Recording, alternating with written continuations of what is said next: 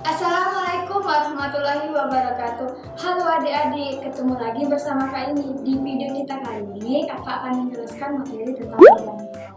Di sini ada dua cara menuliskan perbandingan dan kakak akan menjelaskan cara membaca dari rumus-rumus ini adik-adik.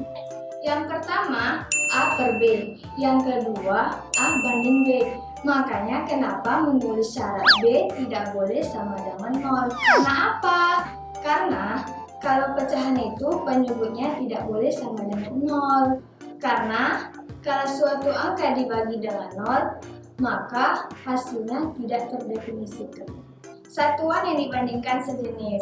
Contohnya di sebelah kanan ya adik-adik. Yang pertama, jika berat badan Siska 50 kg dan Bayu 60 kg, maka perbandingan berat badan Siska dan Bayu adalah yang diketahui Siskanya 50 kg, Bayunya 60 kg, dan yang ditanya Siska dan Bayu. Maka kita pakai rumus yang perbandingan tadi adik-adik, A per B dan A banding B.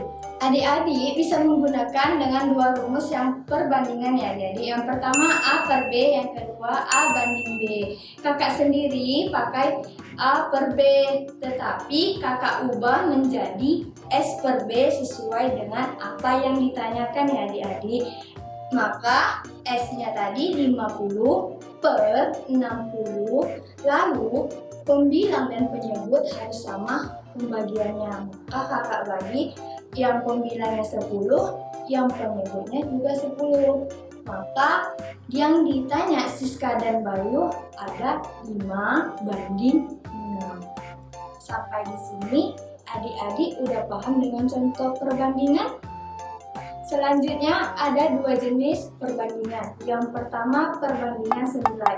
Artinya jika nilai pada komponen pertama naik, maka nilai pada komponen kedua juga naik. Rumusnya ada di sebelah kanan kakak ya adik-adik. A per B sama dengan M per N. Atau dikali silang. A dikali N sama dengan B dikali M.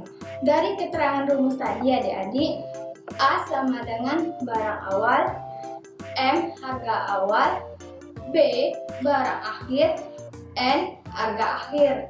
Yang kedua, perbandingan berbalik nilai. Artinya jika nilai pada komponen pertama naik, maka nilai pada komponen kedua juga turun. Demikian juga sebaliknya. Rumusnya ada di sebelah kanan kakak ya adik-adik. A per B sama dengan N per M atau dikali silang. A dikali M sama dengan B dikali N. Contohnya ada di sebelah kanan kakak ya adik-adik. Yang pertama, sebuah motor dengan tangki berisi 4 liter bensin mampu menempuh jarak 240 km. Jika motor tersebut diisi dengan 4 liter bensin, maka jarak yang dapat ditempuh motor tersebut adalah. Dari contoh soal yang tadi, menurut adik-adik ini tentang perbandingan apa ya? Perbandingan senilai kah atau perbandingan berbalik nilai? Dari kotak sebelah kanan kakak, ada yang diketahui banyak bensin 4 dan 3, jaraknya 240 dan yang ditanya N. Sehingga perbandingannya adalah A per B sama dengan M per N. Menurut adik-adik ini perbandingan apa? Oke, perbandingan senilai. Sampai di sini adik-adik udah paham? Lalu A per B-nya tadi dan kita ubah menjadi 4 per 3 sama dengan 240 per N. Lalu kita kalikan silang. 4 dikali N sama dengan 3 dikali 240. Lalu kita kalikan 4 dikali N, 4N. 3 dikali 240 sama dengan 720. N sama dengan 180 km. Sampai contoh perbandingan senilai adik-adik udah paham? Contoh yang kedua, lihat sebelah kanan kakak ya adik-adik. Sebuah proyek pembangunan gedung direncanakan selesai dalam waktu 22 hari. Oleh 20 pekerja. Setelah 14 hari kerja, pekerjaan dihentikan selama 4 hari. agar pembangunan gedung selesai tepat waktu. Maka banyaknya tambahan pekerja yang dibutuhkan adalah, oke adik-adik, ini tentang kasus apa? Ayo adik-adik, ada yang bisa jawab? Oke, ini tentang kasus perbandingan berbalik nilai. Lihat sebelah kanan kakak ya adik-adik kotaknya. Waktu bawahnya sisa detail 22 dikurang 14 hari kerja ya adik-adik sama dengan 8. Lalu sisa hari kerja kita kurangkan, 8 dikurang sama selama 4 hari, maka hasilnya 4. Lalu sebelah kanan kakak banyak pekerjaannya berapa adik-adik? Ada 20. Yang ditanya banyaknya tambahan pekerjaan, maka yang ditanya N ya adik-adik, sehingga perbandingannya A per B sama dengan N per M.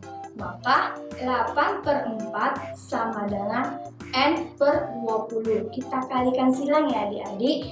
8 dikali 20 sama dengan N dikali 4. Maka 160 sama dengan 4N. N sama dengan 160 bagi 4. Maka jawabannya N sama dengan 40. Udah siap belum adik-adik? Belum kakak. Kenapa? Karena yang ditanya banyaknya tambahan, sehingga tambahan pekerjanya adalah 40 dikurang 22 sama dengan 18 hari bekerja.